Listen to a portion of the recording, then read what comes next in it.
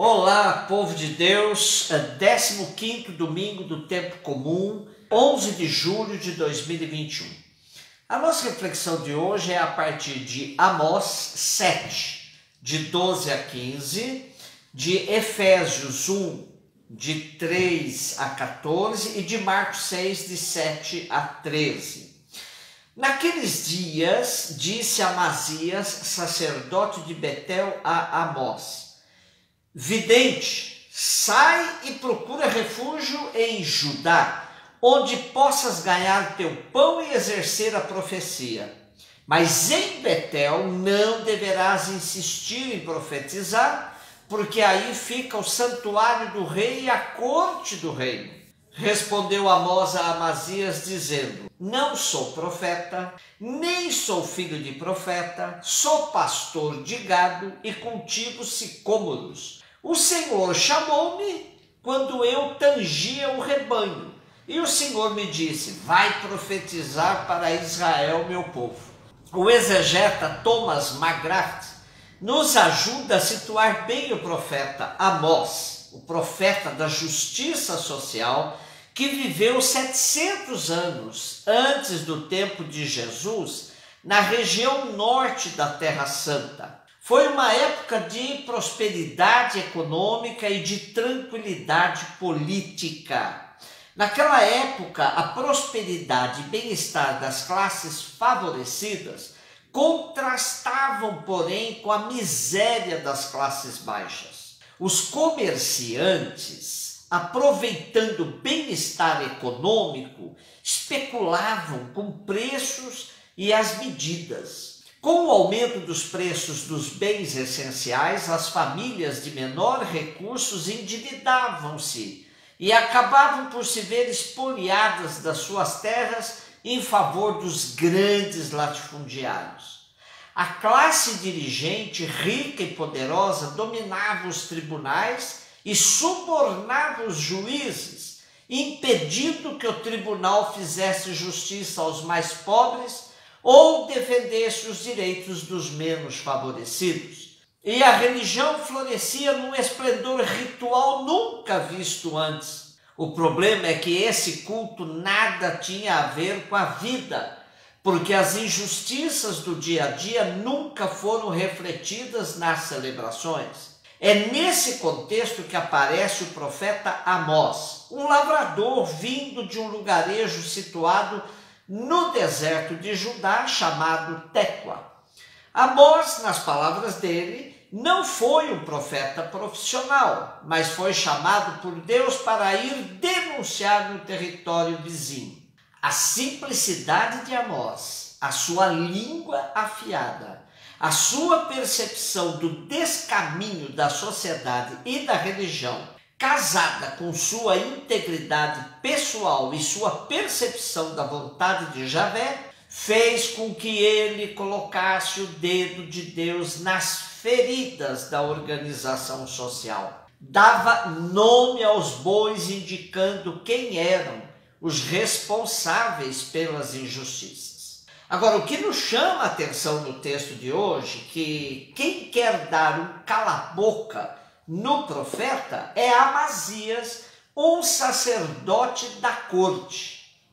Em todas as épocas, teve gente religiosa associada aos poderosos e acobertadora das corrupções dos grandes. Amazias entendia que a função da religião era dar respaldo ao rei, fosse qual fosse sua conduta.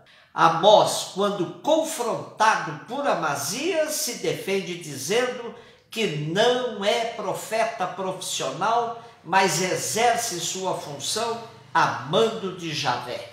Efésios 1, de 3 a 14. Paulo também compreende sua missão como um chamado, uma vocação.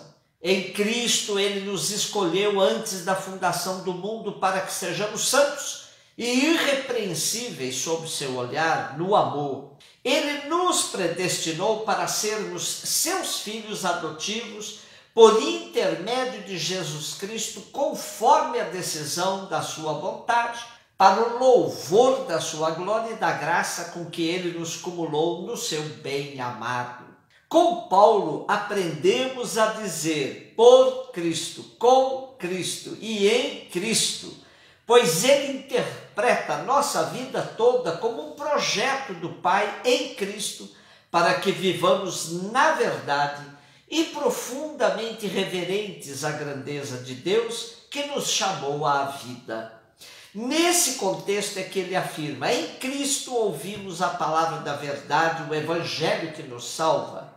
Nele ainda acreditamos e fomos marcados com o selo do Espírito prometido, o Espírito Santo, que é o penhor da nossa herança para a redenção do povo, que ele adquiriu para o louvor da sua glória. Marcos 6, de 7 a 13. Jesus chamou os 12 e começou a enviá-los 2 a 2, dando-lhes poder sobre os espíritos impuros. Recomendou-lhes que não levassem nada para o caminho, a não ser um cajado, nem pão, nem sacola, nem dinheiro na cintura. Mandou que andassem de sandálias e que não levassem 2 túnicas. E Jesus disse ainda: quando entrardes numa casa, ficai ali até vossa partida. Se em algum lugar não vos receberem, nem quiserem vos escutar, quando sairdes, sacudi a poeira dos pés como testemunho contra eles. Então os 12 partiram e pregaram que todos se convertessem, expulsavam muitos demônios e curavam numerosos doentes, ungindo-os com óleo.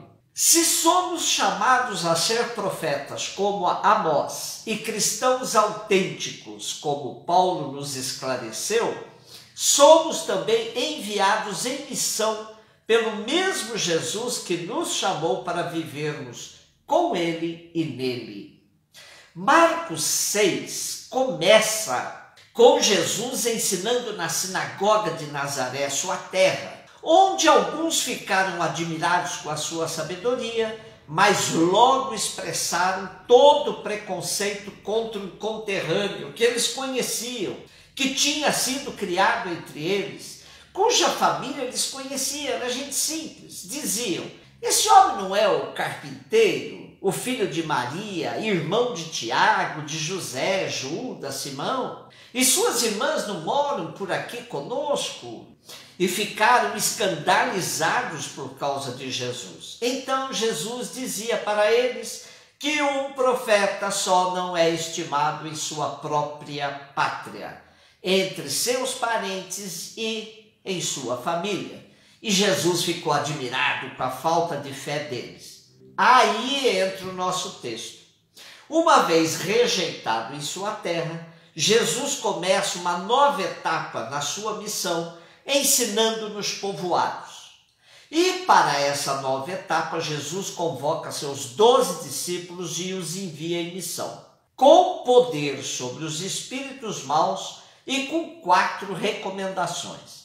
Como bem sintetizam Carlos Mestres e Mercedes Lopes, os discípulos deviam ir sem nada, apenas bastão e sandálias. Deviam comer o que o povo lhes dava, deviam ficar hospedados na primeira casa em que fossem acolhidos, deviam tratar dos doentes e necessitados, curar os leprosos e expulsar os demônios. Estes eram os 4 pontos básicos que deviam marcar a atitude dos missionários e missionárias que anunciavam a boa nova de Deus em nome de Jesus: hospitalidade, comunhão de mesa, partilha e acolhida aos excluídos. Caso estas 4 exigências fossem preenchidas, eles podiam e deviam gritar aos 4 ventos: o reino chegou. Pois o reino de Deus que Jesus nos revelou não é uma doutrina, nem um catecismo, nem uma lei. O cajado e as sandálias que Jesus indicava como sendo os únicos instrumentos aceitos na missão, nos falam que o missionário é um fazedor de caminhos, não está nada pronto de antemão. Para a missão é preciso despojamento, até austeridade, pois quem tem caminhão de mudanças não está apto para a missão. Na sociedade consumista que vivemos, palavras como despojamento e austeridade soam a muitos ouvidos como blasfêmia. Porém, na missão da boa nova do reino, tudo o mais fica supérfluo. Templos luxuosos, roupas brilhantes, material de ouro, de prata, nada disso garante a autenticidade do discípulo missionário de Jesus.